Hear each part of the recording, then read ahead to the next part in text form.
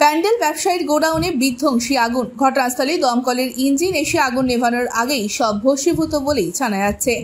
ঘটনা পশ্চিম মেদিনীপুর জেলার পিংলা ব্লকের প্রতাপ চক এলাকায়। স্থানীয় সূত্রে জানা গিয়েছে, সুবল আদিত্য নামে এক প্যান্ডেল ব্যবসায়ীর গুদামে শুক্রবার ভোর রাতে হঠাৎই আগুন লাগে। ঘটনাস্থলে খবর পেয়ে দমকল বাহিনী গিয়ে স্থানীয় বাসিন্দাদের সহযোগিতায় আগুন নিয়ন্ত্রণে আনে।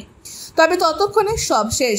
আগুন লাগার সঠিক কারণ খতিয়ে দেখছে পিংলা থানার পুলিশ। প্রাথমিকভাবে জানা গিয়েছে, শর্ট সার্কিটের জেরে এই আগুন লাগে।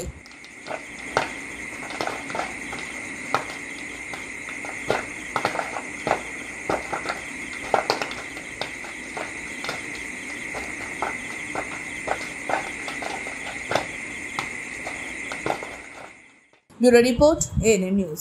আরও খবরের আপডেট পেতে সাবস্ক্রাইব করুন আমাদের ইউটিউব চ্যানেলটি আর বেল আইকনে ক্লিক করুন নোটিফিকেশনস পেতে।